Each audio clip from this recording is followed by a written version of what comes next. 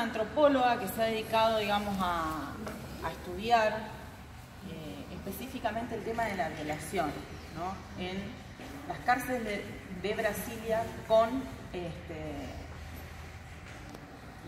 presos presidiarios en esa situación por haber violado mujeres. O sea, la perspectiva tiene que ver también con una mirada de cómo se construye la masculinidad, ¿no? Nosotros vamos a tratar de hacer como un recorrido que iría desde, digamos, la configuración de lo que denominamos violencia simbólica al femicidio. Porque ese dato plantea que, en principio, digamos, la violación como el acto, o nosotros podríamos estar pensando también el femicidio como el acto extremo, digamos, de la violencia de género, y se inicia con algo así del orden de el caldo de cultivo, lo que aparece ahí muy invisibilizado, ¿no? Que tiene como un punto cúlmine con el femicidio, ¿no? Entonces, Segato va a decir que hay una estructura de poder, ¿no? Que se expresa en una estructura de género, ¿no? Donde hay un uso y un abuso de los cuerpos que podríamos estar pensando como en dos polos, ¿no? Por un lado el sujeto masculino y por otro lado quien exhibe significantes femeninos. ¿Por qué decimos esto y no decimos mujeres? Porque bueno, justamente nosotros ponemos, o Rita, digamos, Segato, la perspectiva antropológica, está pensando en los cuerpos feminizados, ¿no? Entonces, en el mismo lugar, de alguna manera, estamos ubicando a aquellos que han definido su sexualidad desde el lado de lo femenino, ¿no? Y Segato hace un análisis que también trasciende solamente lo que tiene que ver con la definición de género y dice, bueno, también hay otros puestos en el lugar, ¿no?, de lo femenino, que es cualquier dominado, en términos de conquista habla él, ¿no? Ella, digo, ella. O sea, cualquier dominado, los pueblos originarios, el mismo violador, ¿hasta dónde llega ella, no? El mismo violador en la cárcel. Dice, no se lo viola al violador en la cárcel por castigarlo, sino por ponerlo en el lugar en ese lugar del conquistado, ¿no? No es solamente un castigo al delito, es la feminización de ese cuerpo. ¿Se entiende? Como un modo de mostrar el poder también dentro de la cárcel. El poder que está puesto socialmente en el lugar del macho, ¿no? En el lugar masculino. O sea, hay una construcción de la masculinidad y una construcción de la feminidad. Por eso, hablar de feminicidio, como se lo llama también a partir de Lagarde, o de femicidio, como se lo empieza a llamar a partir de algunas corrientes teóricas, que empiezan a distinguir el crimen de la mujer de cualquier otro crimen, porque dice, bueno, el crimen de la mujer, antes tratado como crimen pasional o cubierto atrás de lo que era la emoción violenta, ¿no? En realidad tiene una connotación de este tipo, de una construcción de género en el que la mujer es asesinada por ser mujer, por las características que el ser mujer, digamos, tiene y por la desobediencia moral, digamos, de ese modelo de mujer al que la mujer asesinada, ¿no?, feminizada, dijeran algunas amigas nuestras de Ni Una Menos, al que esa mujer desobedeció. Si ustedes se fijan en la cantidad, digamos, de situaciones de femicidio y analizan en qué lugar estaba puesta esa mujer asesinada, feminizada, ¿no? ¿En qué lugar? En el lugar de desobediente. Era una mujer que salía del boliche, era una mujer que no le hacía caso al marido, era una mujer puesta en el lugar de la sospecha de ese Segato, ¿no? Puesta en el lugar de posible infiel, por ejemplo, ¿no? Ocurren por estas razones, porque él inclusive, ahora vamos a ir a la definición, digamos, de Segato, inclusive, digamos, en el fantasma del varón. Ella lo que descubre en las cárceles, digamos, en las entrevistas a los femicidas, es que en realidad el femicida no mata ni por placer, o no viola por placer, digamos, lo hace para un público que él supone, digamos, de la misma categoría macho que él. ¿Se entiende? O sea, hay un mandato de violación, un mandato de criminal en la sociedad, dice ese gato. Lo vamos a ver un poquito más adelante porque hay como distintas lecturas, no es la única, ¿no? Ella propone esta lectura para decir, el varón viola, el varón mata, porque hay un mandato en la sociedad que ubica a ese varón y ese varón lo hace fantasmáticamente para otros, para mostrar poder frente a otros. ¿Se entiende esto? Bien. Entonces, por eso digo esta ubicación del conquistador, dominador, poderoso, masculino, y conquistador, conquistado, dominado, sometido, femenino. Y fíjense que no está puesto por casualidad, no dice conquistada, dominada, sometida, porque no es solamente la mujer la que está puesta ahí, sino todo aquello que tenga rasgo femenino, ¿no? Rasgo de debilidad, ¿no? Por eso también podríamos estar pensando por qué hay un recrudecimiento de los femicidios en este momento, por qué hay un recrudecimiento de la violencia contra la mujer, ¿no? Porque justamente quizás estemos en un punto de inflexión y en un momento en que lo conquistado, lo sometido, lo femenino, lo dominado, está plantándose en otro lugar. La respuesta violenta viene frente a la desobediencia, ¿no? Esa es una hipótesis, se las tiro, para que la pensemos, ¿no? Además, Segato, la última vez que vino ahora a Rosario, planteó, digamos, en esta sintonía algunas otras cuestiones que tenían que ver con, en un mundo capitalista que devalúa a los sujetos permanentemente, la mayoría, ella lo vincula en términos de números, vincula la cantidad, digamos, de números en términos de capital y de propiedad, ¿no? Ella dice que el 1% de la población tiene la riqueza de la mitad restante, del 99% de la población, ¿se entiende? Entonces dice, en ese esquema, ¿no? Las masculinidades están devaluadas. El hombre no se puede definir por lo que tiene en términos de capital y de riqueza, ¿no? Entonces la virulencia tiene que ver con eso, con que no hay desde dónde el hombre pueda responder, porque no puede tener, que es lo que es el mandato, digamos, que supuestamente debería como cumplir cualquier varón en términos de poder. ¿Se entiende lo que digo? Sí. Entonces, hay una cuestión ahí de que el capitalismo pone a los hombres en un determinado lugar que no pueden responder, y frente a esa masculinidad evaluada en términos de lo que el mismo capitalismo pide para que el hombre tenga valor, ¿no? Surge la violencia hacia la mujer, ¿no? La necesidad de demostrar frente a los otros que puede algo, puede poder sobre la mujer. ¿Se entiende más o menos? Bien.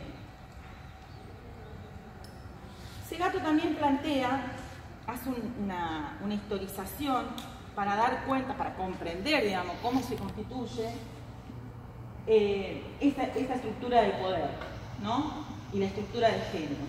Ella va a decir que, si bien hemos avanzado en términos de contrato, ¿qué quiere decir eso? En términos de cuerpo de leyes, ¿no? Que nos ponen a las mujeres en una situación de paridad con los varones, subsiste la ley del estatus.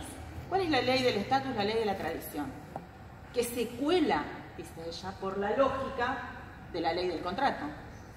O sea, por un lado, lo planteaba el otro día en la conferencia, la ley del contrato nos ubica en un determinado lugar, nos posiciona, nos da derechos, ¿no? Pero por otro lado, ¿quién aplica la ley del contrato? Una justicia todavía con criterios patriarcales, ¿no? Si nosotros hablamos en términos de ESI, tenemos una ley de ESI, estaríamos del lado del contrato. Ahora, en las escuelas todavía tenemos directivos que se niegan a trabajar con la ley de ESI, docentes que, digamos, todavía en términos de la ley del estatus y de la tradición, que dicen yo no puedo militar algo, ¿no? Como si fuera en términos de militancia solamente, que va en contra de mis principios religiosos. Sí. Sí. También en los ministerios y en los consejos de educación, áreas de educación donde la formación para dar este tipo de conocimiento lo piensan con perfiles de biólogo, basado en la biología, basado mucho más en las ciencias naturales que desde un lugar de la ciencia social o de la historia. Entonces, cuando ahora en este momento estamos en Entre Ríos, en esta batalla, cuando haya que cubrir los nuevos espacios de ESI en la provincia de Entre Ríos, ¿cuál va a ser el perfil que va a pedir la provincia? También ahí. Eso tiene que ver con lo tradicional. De batalla, tiene que que están ver con parados desde la ley de estatus. La ley de estatus, exactamente. ¿Por qué? Porque nosotros, la generación nuestra, profesora, bueno, tenemos esa formación, ¿no? Nosotros cuando no hablábamos todavía de formación en género, pero sí algún profesor se animaba a tocar el tema de, digamos, de la sexualidad, ¿no? ¿A quién nos traían para dar la charla? Un médico. Al médico, al cura, al cura, si te ¿no? iba bien el médico. Claro, o a los dos, y después había que hacer el debate sobre qué lugar te planteaba. Digo, son procesos, exacto, debate. Estamos hablando de escuelas públicas, pero bueno, digo, son procesos históricos, y en este lugar lo ubica Segato. Dice, a ver, en el proceso histórico, y el otro día lo hablaba en un debate con una escritora que también trata las cuestiones de género, en el proceso de construcción de otra perspectiva, de la perspectiva de género, hay que, digamos, disputar sentido, no con estereotipos solamente, casi con arquetipos. Porque si nosotros pensamos en términos de cómo se construye la princesa de los cuentos tradicionales, ¿no? Estamos hablando de lo que le leemos a nuestros hijos, a nuestras hijas, ¿no? Estamos hablando de eso que se ha transmitido de generación en generación durante mucho tiempo sin ningún tipo de discusión, ¿no? Ahora empezamos a tener como una cuestión, me parece que la emergencia de estas cuestiones tan terribles, ¿no? Como la muerte de Lucía López y el lugar, ¿no? El lugar y el cómo de ese femicidio hace un parteaguas con la creación del Ni Una Menos, donde por suerte en el Ni Una Menos no tenemos este estereotipo y esta estigmatización de que las feministas somos todas locas, machistas o machirulas casi, ¿no? Que nos ponen en el lugar de el macho, en realidad decir, no, estas son muy machonas, estas nos quieren matar a todos los varones, ¿no? A partir del Ni Una Menos, que parece que conmueve a las sociedades de otros lugares, esto ya pasa a ser algo que nos trasciende a las feministas tradicionales, digamos, ¿no? O sea, como que nos pasa un poco por arriba. Muchas de esas feministas tradicionales también se enojan con esta situación, ¿no? El otro día pueden ir y buscar y googlear, hay un articulito me parece que está en página 12, de Manela Pichot, donde habla de estas cosas, ¿no? Es muy coloquial, ella digamos, era como una blogger, ¿no? Alguien que hacía... Sí, una blogger muy desenfadada. Claro, bueno, y aparece esta cosa, ¿no? De cómo las viejas feministas a veces se enojan con este nuevo modo de entender la pelea, ¿no? Después también se generan dicotomías, por ejemplo, el encuentro de las mujeres, si pueden ir los varones, si no pueden. Segato es muy clara en este sentido, como el encuentro de mujeres posibilita, no lo dice en relación al encuentro de mujeres, pero lo dice en relación, digamos, a cuando las mujeres están solas para tratar ciertos temas, ¿no? Yo creo que el encuentro de mujeres tiene que ser, y está bueno que sea, de mujeres solamente, pero no hay construcción ni posibilidades de reconstrucción de una sociedad desde otros pilares si nosotros no vamos a la ley del estatus con los varones, a la transformación de la ley del estatus con los varones, ¿no? No es posible, porque la posibilidad de transformar la masculinidad no viene solamente con el fortalecimiento nuestro, digamos, que sí es necesario. Por eso digo, el encuentro de mujeres debe ser un espacio, porque además Segato dice, nos ha pasado en espacios de formación con mujeres que si están los varones, hablan mucho menos. No dicen lo mismo, no expresan todo, ¿no? No es lo mismo hablar entre mujeres que con los varones presentes, porque la ley del estatus sigue pesando. Hay un varón que de alguna manera implica una mirada, disculpenme los varones presentes, digamos, una mirada evaluativa, sancionatoria, digamos, ¿no? De la palabra de la mujer y a la defensiva. Porque miren, si algo nos ha pasado a las mujeres en este tránsito, cada vez que vos hablás, pasás de ser la insoportable feminista a ser la enemiga número 1. Ah, yo no puedo hablar, no puedo decir nada, porque todo lo que digo es terrible, te dicen los varones. No, a ver, todo lo que decís vos y todo lo que a veces digo yo también como mujer, porque esto también lo plantea, después si pueden ir, lo plantea Bourdieu, cuando habla de violencia simbólica, que también la profesora acá, digamos, lo puede definir, porque lo puede trabajar un poco más en profundidad que yo, porque hace muchos años que lo viene trabajando. Nosotros la acompañamos en ese proceso. Pero digo, Bourdieu te plantea, ¿no?, que la violencia simbólica tiene que ver cuando te dicen, por ejemplo, las mujeres son más machistas que los varones. Lo explica Bourdieu con la violencia simbólica. No porque sean malas, ¿no? No porque sean conscientemente machistas, ¿no? Porque hay una estructura social que hace que te ubiques en ese lugar. Y si no te ubicás, hay sanciones, hay cuestiones disciplinadoras, digamos, de la mujer. Esto de que sos la loca, esto de que no te aguanta nadie, esto de que por ahí estás sola. Ah, estás sola. Como si, digamos, la elección de un espacio de soledad de la mujer fuera sancionatorio. Si el varón está solo, es un langa de primera, ¿no? Si la mujer está sola por elección, digamos, es loca. La categoría de solterona, digamos, que por suerte ya está totalmente devaluada, ¿no? O sea, las pibas jóvenes ya no tienen ese, no les importa, digamos. Ahí pensaba yo, Marita, perdón por la interrupción, pero ahí pensaba yo lo que es la propia definición tradicional y clásica de violencia simbólica. Cuando Bourdieu en su libro La reproducción dice, es aquella que logra imponer significados y los impone desconociendo la razón de fuerza en que funda su propia fuerza. Entonces lo que está contando Marita es clásico, dicen, pero ¿cómo? En nuestra sociedad, ¿cuál es la mujer realizada? La que se casa, la que tiene hijos, y toda ruptura, toda impugnación de eso que está impuesto socialmente genera esto que la profesora está diciendo también. O la ahí está operando la violencia simbólica todo el tiempo. Todo el tiempo. O por ejemplo, no me digamos, vas a decir encima vos que sola estás bien. Claro. ¿Quién no quiere a alguien al lado? Exacto. Que digo, si formara parte de una elección libre de la necesidad, porque esto no lo digo yo, lo dijo Simone de Beauvoir, ¿no? Hace muchos años atrás.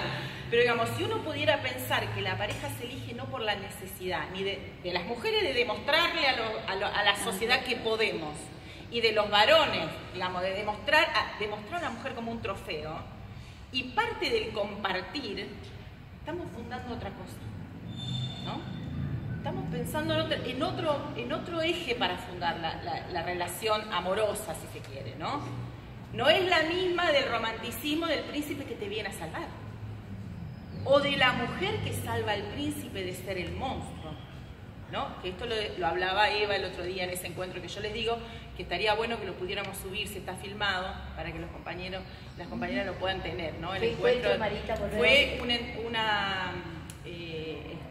un debate generado en realidad fue una propuesta del gobierno de Santa Fe, se hizo en un teatro porque no dio abasto el lugar, digamos, para el primer lugar que se había sido solicitado, entre Rita Segato y Eva Iluz.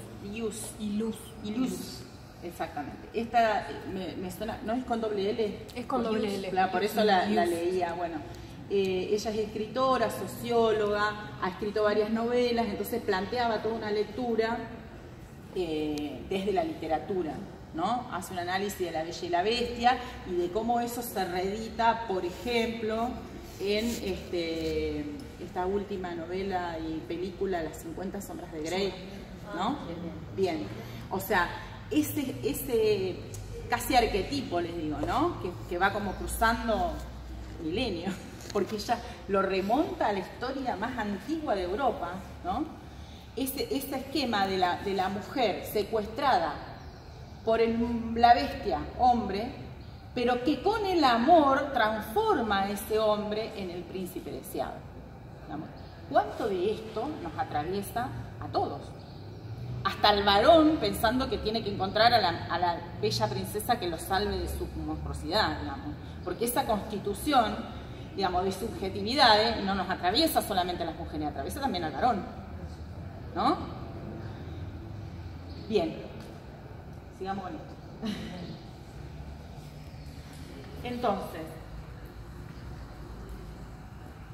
podríamos ubicar la violación, el femicidio, el transvesticidio como una infracción de la ley del contrato, ¿no? Es una infracción a la ley, claramente, ¿no? Pero es una infracción que muestra la pervivencia y la fuerza de la ley de estatus, la norma tradicional por encima del contrato social. Porque fíjense cuál es la referencia, cuáles son las referencias, digamos.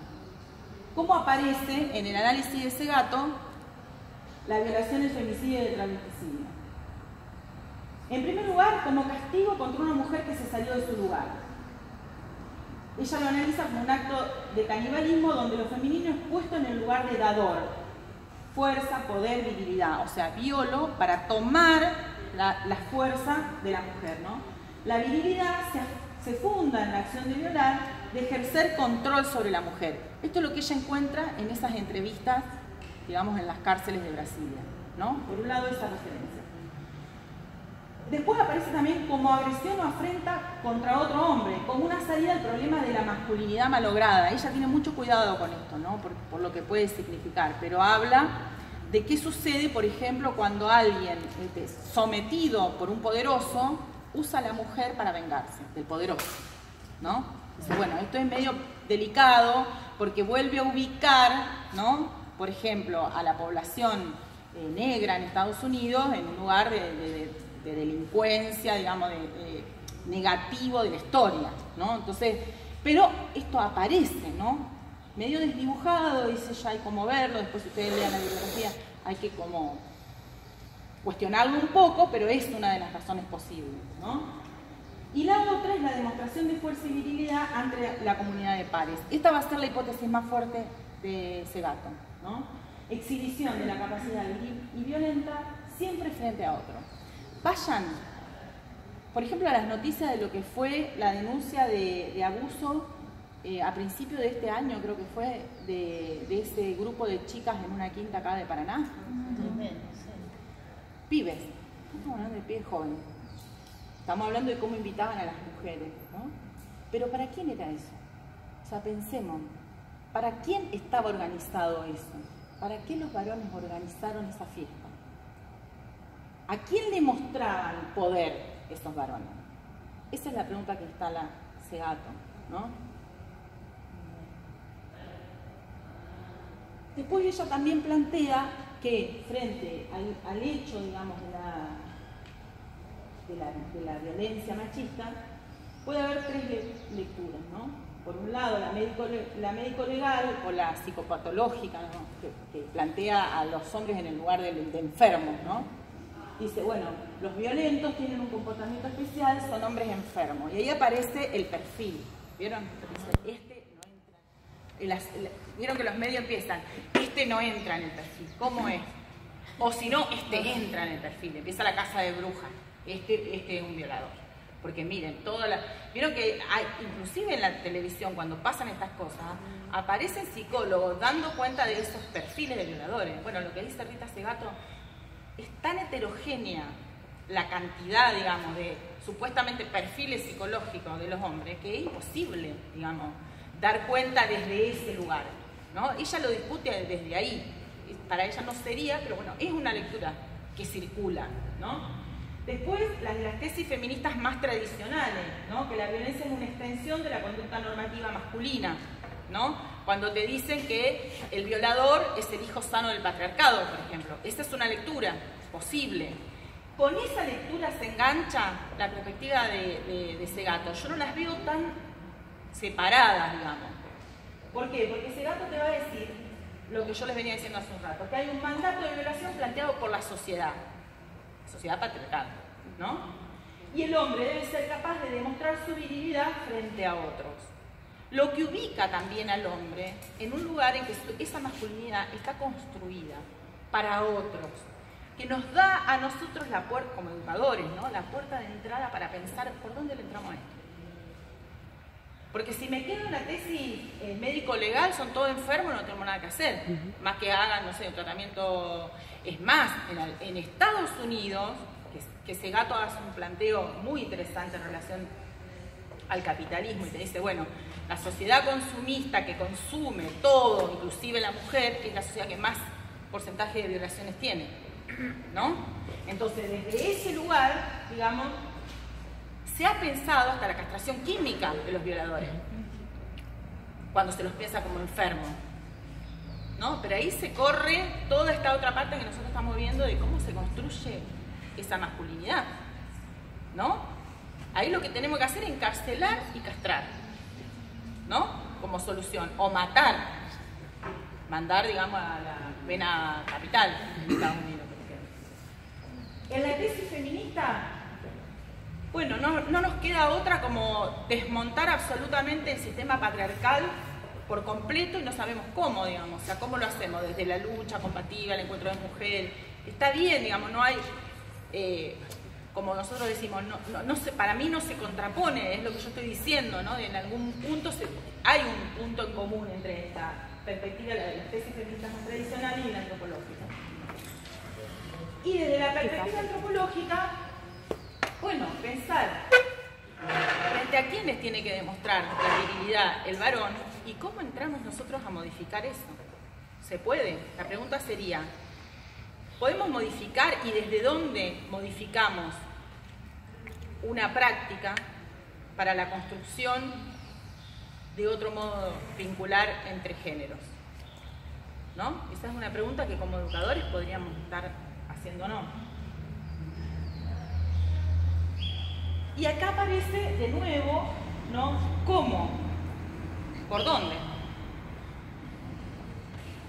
Si la violencia de género y el maltrato son percibidas como normal, como un fenómeno normativo que participa de ese grupo de reglas que crean la normalidad y tiene que ver con la violencia simbólica, bueno, sobre el caldo de cultivo habrá que actuar, ¿no? O sea, sobre estas cosas que aparecen como arquetipo, como en la estructura misma, ¿no?, de la sociedad, sobre hacer conscientes esos procesos de dominación, pero no es voluntario, dice Bourdieu, ¿eh? También dice ese gato, no es que yo tengo la voluntad y la cambio, ¿no? Es cómo reconstruyo otro lugar para los vínculos y tiene que ver con absolutamente todas las relaciones humanas que tejemos, ¿no? No pasa solamente con que me plante frente al varón, me pasa por cómo me planto, ¿no? No pasa solamente con que yo, mujer, me plante frente al varón. Y acá viene la entrada que yo les decía de cómo podemos mirar la construcción de la masculinidad y la construcción de la feminidad, pero no dejar de lado la construcción de la masculinidad también, ¿no? Y en las dos, en la interacción y en la crítica de las dos construcciones, podemos estar pensando otra cosa. No puedo dejar afuera al varón en esto.